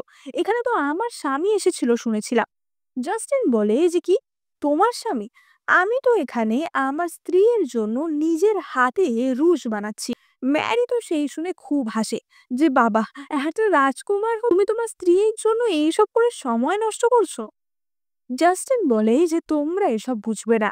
নিজের হাতে রুশ বানানো এটা আমার স্ত্রীর প্রতি আমার গভীর ভালোবাসার একটা চিহ্ন। এবার জ্যাসমিনের তো ভয়ে হাত কাঁপছিল, কারণ সে জানে যে জাস্টিন আসলে ভিতরে কি করছিল। প্যারি তো মুখ বেঁকিয়ে বলে যে হ্যাঁ, এইসব ফালতু কাজ করা আমার স্বামীর দ্বারা হবে না। সে আর অন্যান্য অনেক ইম্পর্টেন্ট কাজ করতে ব্যস্ত থাকে। এই বলে সে সেখান থেকে চলে যায়। কিন্তু আসলে তো মনে মনে তার হিংসাই হচ্ছিল। এবার আমরা দেখতে পাই জ্যাসমিন এবং জাস্টিন জ্যাসমিনের মা বাবার সাথে দেখা করতে আসে। এবার জ্যাসমিনের বাবা তো বলতে থাকে যে তুমি কি খেতে পাওনি, 3 দিনে তুমি এত রোগা হয়ে গেছো। এবং তার বাবা মা তো তার জন্য তার প্রিয় প্রিয় পদ রান্না করেছিল। এবার অপর দিকে আমরা জ্যাসমিনের মাকে দেখতে পাই, যে কিনা জ্যাসমিনের জন্য খুবই সুন্দর সুন্দর লঞ্জারি বানাতে দিয়েছিল।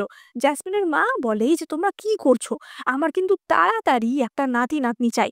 কিন্তু জ্যাসমিন তার মায়ের সেসব কথায় কান না দিয়ে ঘরে চলে যায়। কিন্তু সেই রাতেও জাস্টিনের সাথে তার কাজ সংক্রান্ত কিছু লোক দেখা করতে আসে, তাই তার আর রোম্যান্স করা হয় না। বাট সেই দিন রাতে জ্যাসমিন তো জাস্টিনকে নিয়ে খুবই হট হট স্বপ্ন দেখে, এবং সে ঘুমের মধ্যেই জাস্টিনকে জড়িয়ে ধরে। জাস্টিন ভাবে যে এটা কি হচ্ছে। এবার সকালে ঘুম ভাঙলে জ্যাসমিন তো লজ্জায় লাল হয়ে যায়। এবার পরের দিন তারা যখন ফিরে যাচ্ছিল, তখন জ্যাসমিনের বাবা তো কান্নায় কেঁদে কোকিয়ে পড়ে যে তার মেয়েকে আবার এই অকম্মার কাছে ফিরে যেতে হবে। কিন্তু তার মা তো বেশ খুশি মনেই ছিল। এবং তখনই সেখানে আসে অফিসার লু। অফিসার লু বলে যে জ্যাসমিনের চোখ ঠিক করার জন্য আমি একটা স্পেশাল ওষুধ এনেছি। কিন্তু জাস্টিনের তো এটা পছন্দ হয় না, এবং সে গাড়িতে উঠেই সেই ওষুধ জানলা দিয়ে ঠাই করে ফেলে দেয়। আমরা দেখতে পাই যে জাস্টিনকে কিছু মাস্টাররা উপহার স্বরূপ একটি খুব সুন্দর নরম বিছানা পাঠিয়েছিল, যেটাকে তারা লাভ বেড বলে সম্বোধন করছিল। কিন্তু জ্যাসমিন সেটা দেখার সঙ্গে সঙ্গেই সেটাকে টুকরো টুকরো করে কেটে জ্বালিয়ে দেয়। কিন্তু তার পরের দিনেই জাস্টিন আরো বড় একটি বিছানা নিয়ে এসে হাজির হয়। এবার সেই রাতে জাস্টিন যখন জ্যাসমিনের ক্লোজ হওয়ার চেষ্টা করে, জ্যাসমিন আর কোনো বাহানা না পেয়ে বলে দেয় যে তার মেনস্ট্রুয়েশন হয়েছে, এবং সেই বলে সে সেখান থেকে কেটে পড়ে। এবার পরের দিন আমরা জাস্টিনকে দেখতে পাই যে তার তলোয়ার বিদ্যা প্র্যাকটিস করছিল। গার্ড গুসাও তাকে বলে যে রাজকুমার, আপনার কি কিছু সমস্যা হচ্ছে, কিছু প্রবলেম হচ্ছে? জাস্টিন বলে যে আসলে জবে থেকে এখানে জ্যাসমিন এসে ও আমার প্রতি ভীষণই কেয়ারিং, ও আমাকে ভালোবাসে সেটাও আমি বুঝতে পারি। কিন্তু আমার মনে হচ্ছে যে আমাদের রিলেশনে কিছু একটা মিসিং আছে। গোসাও বলে যে রাজকুমার, সেটা তো মনে হবেই, আসলে আপনি এতটাই কমপ্লেক্স একজন মানুষ যে আপনাকে চেনা তো সহজ না। তাই জন্য হয়তো রাজকুমারী জ্যাসমিনের একটু সমস্যা হচ্ছে। জাস্টিন বলে যে সে তো বুঝলাম, কিন্তু এখনই ওকে আমার আসল রূপ দেখানো যাবে না। আচ্ছা তুমিই বলো, একজন মেয়েকে কি উপহার দিলে ও খুশি হবে? গুসাও বলে যে নিশ্চয়ই নতুন জামা গয়নাগাটি এইসবেতেই মেয়েরা খুশি হয়। জাস্টিন বলে যে তাহলে সবচেয়ে ভালো দামি গয়না এবং জামা নিয়ে আসো। এবার আমরা রাতের বেলার দৃশ্য দেখতে পাই, এবং আমরা দেখতে পাই যে জ্যাসমিন ছেলে সেজে গোঁফ লাগিয়ে প্রাসাদ থেকে কোথাও যাওয়ার চেষ্টা করছিল। কিন্তু তখনই সেখানে জাস্টিন চলে আসে, এবং জ্যাসমিন তাড়াতাড়ি তার কম্বল চাপা দিয়ে তার পোশাকটা লুকিয়ে ফেলে। এবার জাস্টিন তো তাকে সেই সমস্ত পোশাক এবং গয়না উপহার স্বরূপ দেয়। কিন্তু সেই সব জামা কাপড় দেখিয়ে তো জ্যাসমিনের একদমই পছন্দ হয় না, কারণ সেগুলো গণিকালয়ের গণিকাদের পরার জামা কাপড় ছিল। লিউলে বলে যে সত্যি, মাস্টার মনে হয় আপনাকে একদমই বোঝে না। এবার অপর দিকে আমরা জাস্টিনকে দেখতে পাই। সে গুসাওকে বলে যে তুমি খুব ভালো কাজ করেছো, এত সুন্দর জামা বেছে এনেছো, তার জন্য আমি তোমাকে রিওয়ার্ড দেব। গুসাও বলে যে থ্যাংক ইউ মাস্টার, আমি আসলে আপনার পছন্দের সেই গণিকালয়ের মিস লারাকে জিজ্ঞাসা করেই সব কিনেছি। এবার আমরা বুঝতে পারি যে কেন তাকে এই ধরনের জামা দেওয়া হয়েছিল। এবার এই কথা শুনে জাস্টিন তো ভীষণ রেগে যায় এবং সে বুঝতে পারে যে এই জামা কাপড় তো জাসমিনের পছন্দ হওয়ার কথা না।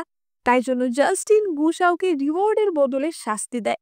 এবার অপরদিকে আমরা জাসমিনকে দেখতে পাই। জাসমিন ছেলে সেজে গোঁফ লাগিয়ে সেই গণিকালয়ে হাজির হয় এবং সেই গণিকালয় কাম শুঁড়িখানার মালিককে জাসমিন বলে যে রাজকুমার জাস্টিন সম্বন্ধে সারা রাজ্যে ভালো ভালো কথা ছড়িয়ে দিতে হবে।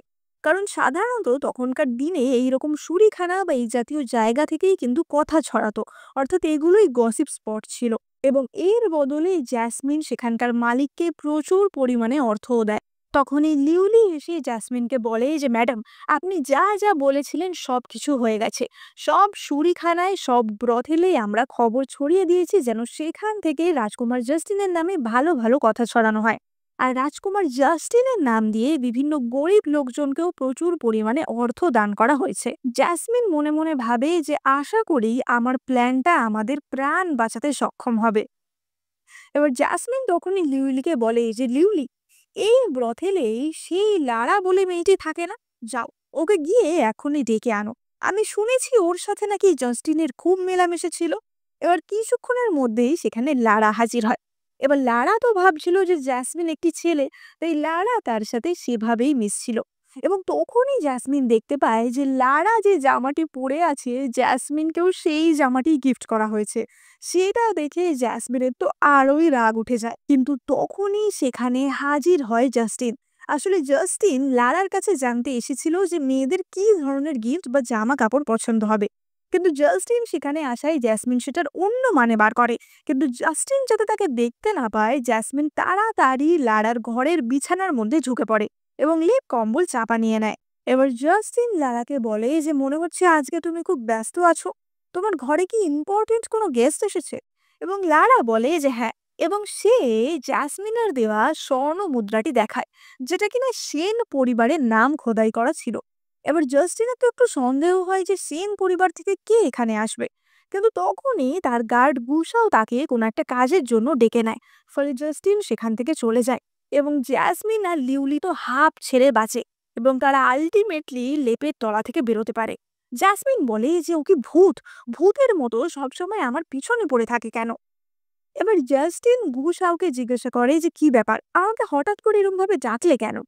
গুসাও বলে যে রাজকুমার, আসলে আমার কাছে খবর এসেছে যে বিভিন্ন টি হাউসে আপনার নামে গল্প কথকরা নানা কথা ছড়াচ্ছে। জাস্টিন বলে যে সেটা আর নতুন কি, আমার নামে তো সবসময় এই ধরনের কথা চলতেই থাকে যে আমি অকর্মা, আমি কোনো কাজের নই। গুসাও বলে যে কিন্তু রাজকুমার, এটাই তো অবাক করা কাণ্ড, সব জায়গায় আপনার নামে সবাই সুনাম করছে। জাস্টিন ভাবে যে কি সুনাম করছে। এবার তখনই সেখানে লারা আসে এবং জাস্টিন তাকে আলটিমেটলি জিজ্ঞাসা করে যে লারা, আমি তোমার কাছে এটাই জানতে এসেছি যে একটা মেয়েকে কি গিফট দিতে সবচেয়ে বেশি খুশি হয়। লারা বলে যে ও, আপনি আপনার রাজকুমারীর জন্য এটা জানতে এসেছেন তাই না? একটা মেয়েকে গিফট দেওয়ার জন্য তার মনটা বোঝা সবচেয়ে বেশি দরকার। টাকা পয়সা বা দামি জিনিসেই যে মেয়েরা সবসময় খুশি হয় তা না। মেয়েরা আসলে এমন একটা গিফট চায় যেটার কোনো অন্তর্নিহিত অর্থ আছে, যেটা আপনাদের জন্য কোনোভাবে স্পেশাল। এবার জাস্টিন তো বাড়ি ফিরে আসে, কিন্তু সে ফিরে আসার পরই সেখানে জ্যাসমিন আসে এবং জ্যাসমিন জাস্টিনের কাছে ধরা পড়ে যায়। জাস্টিন তাকে কোলে করে ঘরে নিয়ে আসে এবং বলে যে তুমি আজকে ওই শুঁড়িখানায় গেছিলে। জ্যাসমিন বলে যে কি শুঁড়িখানা, আমি কিছু জানি না। কিন্তু জাস্টিন তখনই জ্যাসমিনের গা শুকে বলে যে এটা তো ওই শুঁড়িখানার আতরেরই গন্ধ, তুমি ওখানে কেন গেছিলে বলো? এবার জাসমিন রাগ করে বলে যে তোমার এত সাহস, তুমি আমাকে জিজ্ঞাসা করছো? তুমি নিজেও তো ওখানে গেছিলে, তুমি কেন গেছিলে সেটা আগে বলো। এবার জাস্টিন বলতে চাই যে আসলে আমি ওখানে লারার কাছে একটা কথা জিজ্ঞেস করতে গেছিলাম, কিন্তু জাসমিন তার কানে হাত চাপা দিয়ে বলে যে না, আমি কিছু শুনতে চাই না। আমাকে যদি লিউলি না বলতো আমি তো জানতেও পারতাম না যে এরকম একটা ব্যাপার আছে। ওখানে গিয়ে আমি দেখতে পেয়েছি যে লারায় যে জামা পরেছে তুমি আমাকে সেই জামা গিফট করেছো। এরকম গিফট কে চায়? হ্যাঁ, তোমার যদি লারাকে এতই পছন্দ হয় তুমি যাও, ওর সাথে গিয়েই থাকো। জাস্টিন বলে যে ওর সাথে আমার কিছুই নেই, তুমি আমার কথাটা কেন শুনছো না? কিন্তু ততক্ষণে জ্যাসমিন উল্টো দিকে ঘুরে কান্না করতে শুরু করে দেয়। এবার তাদের এই সমস্ত কথা বাইরে থেকে গুছাও আর লিউলি শুনছিল, এবং তাদের মধ্যেও তো একটু একটু করে কেমিস্ট্রি গজিয়ে উঠছিল। এবার ভিতরে আমরা জাস্টিন এবং জ্যাসমিনকে দেখতে পাই। জাস্টিন বলে যে আমার কোনো দোষ নেই, গুসাওয়ের জন্যই এমনটা হয়েছে। কি করলে তুমি আমাকে ক্ষমা করবে বলো? জাসমিন বলে যে আমি যা বলবো তুমি তাই করবে। জাস্টিন বলে যে হ্যাঁ, তুমি যা বলবে আমি তাই করব। এবার আমরা পরের দিন সকালের দৃশ্য দেখতে পাই, যেখানে আমরা দেখতে পাই যে জাস্টিন একদিকে জ্যাসমিনের জন্য পামকিন সিডস ছিলে দিচ্ছিল, অন্যদিকে গুশাও এবং অন্য দুজন গার্ডকে জাসমিন মেয়েদের পোশাকে সাজিয়ে এনেছিল, এবং এটাই ছিল তাদের শাস্তি। গুশাও বলে যে রাজকুমার, এইরকম করে আর কতক্ষণ থাকতে হবে? জাস্টিন বলে যে যতক্ষণ না রাজকুমারী বলছে ততক্ষণ। রাজকুমারী কিন্তু রেগে গেলে একদম অন্য মানুষ হয়ে যায়, তুমি আমাকে এর মাঝখানে কিছু করতে বলো না। লিউলি তখনই বলে যে দাঁড়াও, তোমাদের মেকআপ তো এখনো বাকি আছে, এবং লিউলি গিয়ে গুশাওকে ব্লাশ আর লিপস্টিকও লাগিয়ে দেয়। জাস্টিন বলে যে জ্যাসমিন, এবার তুমি খুশি হয়েছো তো? জ্যাসমিন মনে মনে ভাবে যে ও তো একটা নৃশংস শয়তান রাজকুমার, কিন্তু ও আমার সাথে এত ভালো ব্যবহার কেন করে? এবার জাস্টিনের মনে পড়ে যে লারা বলেছিল যে মেয়েরা এমন গিফট পছন্দ করে যেটার মধ্যে কোনো একটা থট আছে, যেটা একটু স্পেশাল, এবং তাই জন্য জাস্টিন একজন পেইন্টারকে হায়ার করে তার এবং জ্যাসমিনের একটি পোর্ট্রেট আঁকার জন্য। এবার জ্যাসমিন তো অতক্ষণ একভাবে পোজ দিতে দিতে ঘুমিয়েই পড়েছিল, এবং সে জাস্টিনের কাঁধে পড়ে যায়। জাস্টিন তার কপালে কিস করে ভাবে যে জ্যাসমিন, আমি সব সময় তোমাকে আমার সাথেই রাখবো। এবার সেই দিন রাতে আমরা দেখতে পাই যে জ্যাসমিন আবার স্বপ্ন দেখছিল, এবং সে স্বপ্নে দেখে যে 21st সেঞ্চুরি তাকে বেস্ট ম্যাজিশিয়ান হিসেবে অ্যাওয়ার্ড দেওয়া হচ্ছে, কিন্তু সেই অ্যাওয়ার্ড দিতে এসেছে রাজকুমার জাস্টিন, এবং তারা স্টেজেই সবার সামনে কিস করছে। এবার জ্যাসমিন ঘুম থেকে উঠে ভাবে যে এটা আমার কি হচ্ছে, আমি কি সত্যিই রাজকুমারের প্রেমে পড়ে যাচ্ছি? সে নিজেকে বলে যে ভুললে চলবে না রাজকুমার কতটা নৃশংস। রাজকুমার কিন্তু 2 দিন পর আমাকে মারার আগেও দুবার ভাববে না, এবং সে একটি পাতায় লিখতে শুরু করে দেয় যে রাজকুমার জাস্টিন যুবরাজ জেমসকে মার্ডার করেছে, রাজকুমার রুইকে মার্ডার করেছে, এমনকি মহারাজাকেও বিষ দিয়েছে নিজে রাজা হওয়ার জন্য, মিলিটারির ক্ষমতা নিজের হাতে এনেছে, বহু সৈনিককে কবর দিয়ে দিয়েছে, এমনকি নিজের ভাই লুকেও সে আঘাত করেছে। সুতরাং এমন একটা মানুষের প্রেমে পড়া একদমই ঠিক হবে না। এবার এই সব ঘটনার মধ্যে কিছু ঘটনা আগেই হয়ে গেছিল, যেটা আমরা দেখেছি, আর কিছু ঘটনা ভবিষ্যতের ঘটনা ছিল।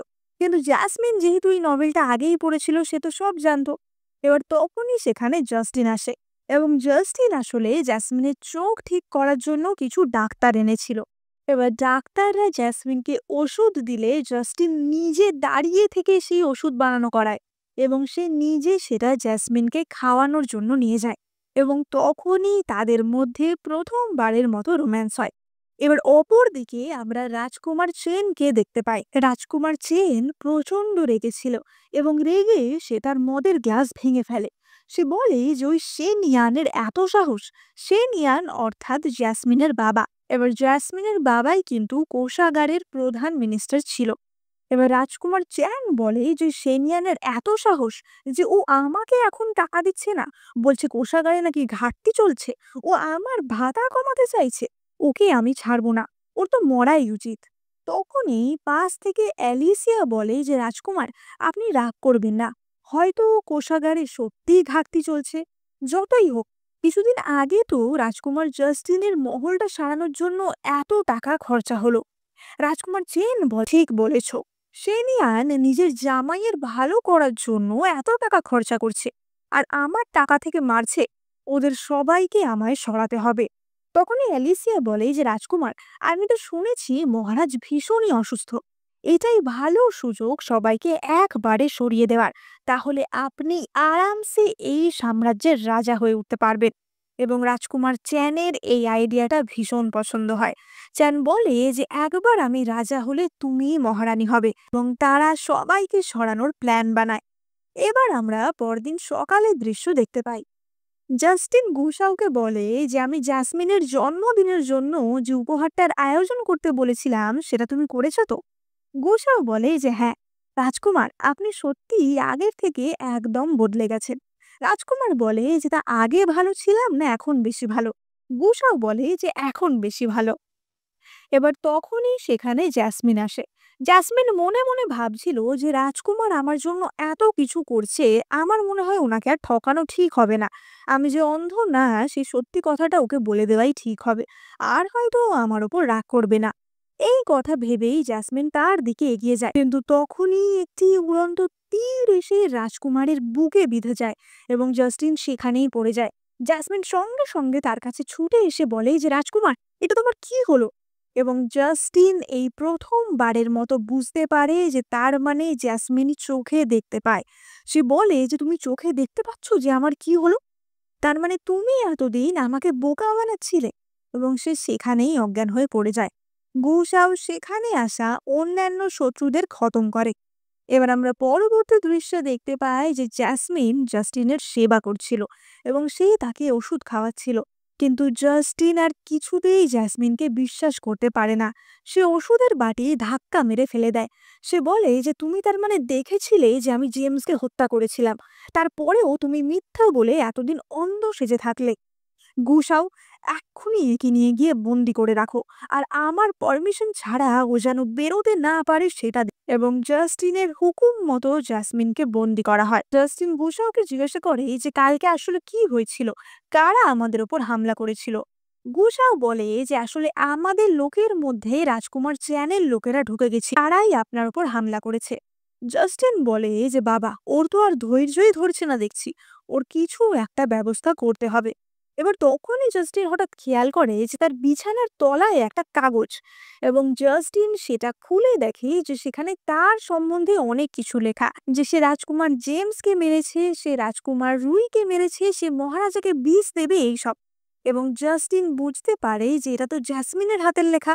আসলে আগের দিন জ্যাসমিন রাগ করে যে লেখাগুলো লিখছিল সেটাই সে পরে বিছানার তলায় রেখে দিয়েছিল। এবং জাস্টিন এটা দেখে ভাবে যে তাহলে জ্যাসমিন আমার ব্যাপারে এইসব কি করে জানলো, এবং তার মাথা আরো খারাপ হয়ে যায়। সে বলে যে এক্ষুনি জ্যাসমিনকে রুশ শপে নিয়ে গিয়ে বন্দি করো। আমি জানতে চাই যে ওর আসলে কি মত। ও কি তাহলে আসলে অফিসার লুয়ের সাথে যুক্ত? ও কি লুয়ের গুপ্তচর হয়ে আমার সাথে বিয়ে করেছে? এবার বুসাও একবার প্রতিবাদও করতে চায় যে রাজকুমারীকে এমন করবে, কিন্তু জাস্টিনের রাগ দেখে তার আর কিছু বলার সাহস হয় না। এবার আমরা দেখতে পাই যে জ্যাসমিনকে সেই রুশ শপে বন্দি করে রাখা হয়েছিল এবং সেখানেই জাস্টিন আসে। জাস্টিন এলেই লিউলি তার দিকে আগে এগিয়ে যায় যে রাজকুমারীকে কিছু করবে না, কিন্তু জাস্টিন তাকে ধাক্কা মেরে ফেলে দেয়। জাস্টিন এসে জ্যাসমিনের গলা টিপে ধরে যে, এতদিন আমি তোমাকে ভালোবাসলাম আর তুমি আমাকে ঠকালে। তুমি কি ভেবেছিলে আমি তোমার হাতের পুতুল হয়ে যাব? জাসমিন তাকে বোঝানোর চেষ্টা করে যে এরকম কিছুই না, পুরোটাই একটা ভুল বোঝাবুঝি। কিন্তু জাস্টিন তার কোনো কথা শোনে না। জাস্টিন বলে যে, আজ থেকে তুমি আমার জন্য মৃত, আর তোমার পরিবারের কাউকেই আমি বেঁচে থাকতে দেব না। এই বলে জাস্টিন সেখান থেকে চলে যায়। লিউলি বলে যে, রাজকুমারী, আমরা কি করে এখান থেকে বেরোবো? এবং জ্যাসমিন বলে যে, চিন্তা করো না, আমি একজন বিখ্যাত ম্যাজিশিয়ান, সেটা ভুলে গেলে হবে না। এরকম অনেক হ্যান্ডকাফ থেকে আমি আমার ম্যাজিকের মাধ্যমেই বেরোতে পারি। এবং সে সেখান থেকে বেরিয়ে আসে। লিউলি বলে যে, রাজকুমারী, এবার আমরা কি করব?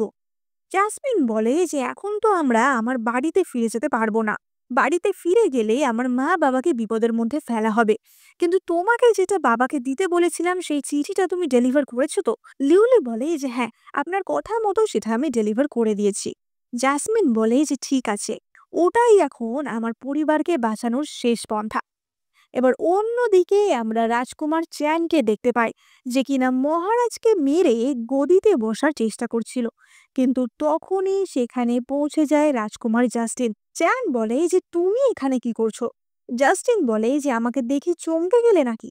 এবং সে চ্যানকে হত্যা করে এবং চ্যানের সাপোর্টে যারা যারা ছিল তাদের সবাইকেও হত্যা করে। জাস্টিন বলে যে, এই রাজমহলটাই আমার আর সহ্য হচ্ছে না। আমি ভাবছি এখানে সব কিছু জ্বালিয়ে দেব, আর এর আগে এখানে যারা কাজ করতো তাদের সবাইকেও আমি মৃত্যুদণ্ড দেব। তার মানে তাদের মধ্যে জ্যাসমিনের বাবাও পড়ে। কিন্তু তখনই জ্যাসমিনের বাবা এবং অন্যান্য কিছু মিনিস্টার ছুটতে ছুটতে আসে যে, মহারাজ, একবার আমাদের কথা শুনুন। জাস্টিন বলে যে, এদের সবাইকে এক্ষুনি মেরে ফেলো। কিন্তু গুসাও বলে যে মহারাজ, ওনারা তো এতদিন আমাদের অধীনে কাজ করেছে, একবার ওদের কথা আমাদের শোনা উচিত। এবং তখনই জ্যাসমিনের বাবা শেনিয়ান বলে যে মহারাজ, আমরা খুবই খুশি যে আপনিই রাজা হয়েছে, সমস্ত রাজকুমারের মধ্যে একমাত্র আপনিই রাজা হওয়ার যোগ্য। আপনি আমাদের রাজ্যের সমস্ত গরিবদের কত পয়সাই না দান করেছে, সমস্ত শয়তানদের আপনি শাস্তি দিয়েছেন, আপনার সুনাম দেশের চারদিকে ছড়িয়ে পড়েছে। সত্যিকারের অর্থে আপনি একজন রাজা, আমাদের আপনাকে সার্ভ করার সুযোগ করে দিন। এবার জাস্টিন ভাবে যে এরা কি বলছে, আমি তো এসব কোনোদিনই করিনি। এবং তখন সে বুঝতে পারে যে এই সব আসলে জ্যাসমিন করেছে। জ্যাসমিন আসলে তার পিছনে তার নামে গরিব দুস্থদের দান করেছে, এবং সে সব জায়গায় সমস্ত লোককে টাকা খাইয়ে জাস্টিনের নামে এই সমস্ত সুনাম ছড়িয়েছে। এবং জাস্টিনের এই সুনাম মৃত্যুর আগে মহারাজের কানেও পৌঁছেছিল। তাই মহারাজ মারা যাওয়ার আগে তার উইলে নবম রাজকুমার রাজকুমার জাস্টিনকে পরবর্তী মহারাজা হিসাবে ঘোষণা করে দিয়েই গেছিলেন, এবং সেই ঘোষণাপত্রই একজন মিনিস্টার দেখায়। তারা সবাই বলে ওঠে যে মহারাজের জয় হোক। এবার জাস্টিন গুসাওকে বলে যে এক্ষুনি তুমি খোঁজ লাগাও যে এসব কি হচ্ছে। গুসাও বলে যে মহারাজ, যবে থেকে রাজকুমারী এখানে বিয়ে করে এসেছে, রাজকুমারী তার বাবাকে আগেই বলে দিয়েছিল যে তার বাবা এবং অন্যান্য মিনিস্টাররা যেন রাজকুমার চ্যানকে সাপোর্ট না করে। জাস্টিন বলে যে ও আর কি কি করেছে। গুসাও বলে যে উনি ওনার যৌতুকের সমস্ত টাকা, ওনার বাবা ওনাকে যা ধন সম্পত্তি দিয়েছিল সেই সব খরচা করে আপনার নামে দান করেছে। সেই সব টাকা খরচা করে রাজকুমারী বিভিন্ন স্টোরি টেলারকে হায়ার করেছে, তারা যাতে আপনার নামে সুনাম করে। এবার জাস্টিন বুঝতে পারে যে জ্যাসমিন আসলে তাকে ঠকায়নি, জ্যাসমিনও তাকে ভালোই বাসে। এবার জ্যাসমিন তো এত কিছু জানতো না, এ তো ততক্ষণে লিউলির সাথে অন্য শহরে পালায়, এবং সেখানে গিয়ে সে নিজের রেস্টুরেন্ট, বিউটি পার্লার এই সবের ব্যবসা খুলে বসে। এবার অন্যদিকে জাস্টিন তো তাকে খোঁজার জন্য লোক লাগিয়ে দিয়েছিল, এবং শেষ অবধি সে জ্যাসমিনের খোঁজ পায় এবং সে গিয়ে জ্যাসমিনকে ধরে। জ্যাসমিন তো তাকে দেখেই পালানোর চেষ্টা করছিল, কারণ জ্যাসমিন তো ভাবছিল যে এখনো হয়তো জাস্টিন তার উপর রেগে তাকে মারতে চাইছে। কিন্তু জাস্টিন তাকে ঘাড়ে তুলে নেয় এবং তুলে নিয়ে নিজের রাজপ্রাসাদে নিয়ে আসে। জাসমিন বলে যে তুমি আমার সাথে কি করবে, তুমি কি আমাকে মেরে ফেলবে? জাস্টিন বলে যে মেরে ফেলাটা তো খুব সহজ হবে, আমি তোমাকে দিন রাত প্রতিনিয়ত জ্বালাতন করব। এবং জাস্টিন তার কর্মচারীদের ডেকে বলে জ্যাসমিনের পোশাক পরিবর্তন করিয়ে দিতে, এবং পোশাক বদলে জ্যাসমিনকে মহারানীর পোশাক পরানো হয়। জাস্টিন বলে যে আমি এখন এই রাজ্যের রাজা, আর তুমি আমার মহারানী। আমি জানি যে তুমি আমার জন্য কি কি করেছো, আমি বুঝতে পেরেছি যে তোমার মনে কেবলমাত্র আমিই আছি, আর আমার মনেও তুমি একমাত্র আছো। তখনই একজন কর্মচারী বলে যে মহারানী, আপনার মাথায় যে ফিনিক্সের মুকুটটা, ওটা মহারাজ নিজে দাঁড়িয়ে থেকে বানিয়েছেন, ওটার প্রত্যেকটা মুখ তো মহারাজ নিজে বেছে বেছে সিলেক্ট করেছেন। আসলে আগে সেই বাজে গিফট দেওয়ার ক্ষতিপূরণ জাস্টিন এইভাবে করে দেয়। জাস্টিন বলে যে আমি সত্যিই তোমার উপর রেগেছিলাম, কারণ তুমি আমার থেকে এত বড় একটা জিনিস লুকিয়েছিলে, কিন্তু যে কদিন তুমি ছিলে না আমি তোমাকে ভীষণ মিস করেছি, আমি বুঝতে পেরেছি যে আমি তোমাকে কতটা ভালোবাসি। জ্যাসমিন বলে যে আমিও আপনাকে মিস করেছি। জাস্টিন বলে যে জ্যাসমিন, তুমি কি আমার মহারানী হবে? এবং জ্যাসমিন বলে যে হ্যাঁ, নিশ্চয়ই। এবং তারা কিস করে, এবং এখানেই আমাদের এই কিউট মজার রোমান্টিক গল্পের হ্যাপি এন্ডিং হয়। তো তোমরাই কমেন্ট করে জানাও যে তোমাদের এই গল্পটা কেমন লাগলো। আর এই চ্যানেলে আমি তোমাদের জন্য অনেক চাইনিজ ড্রামা এক্সপ্লেন করে থাকি, তাই তোমরা লাইক, কমেন্ট, শেয়ার, সাবস্ক্রাইব করতে একদম ভুলো না। সাবস্ক্রাইব করে নোটিফিকেশন বেলটা কিন্তু টিপে দিও, তা না হলে কিন্তু তোমরা আমার নতুন ড্রামাগুলো দেখতে পাবে না। দেখা হবে পরের ভিডিওতে।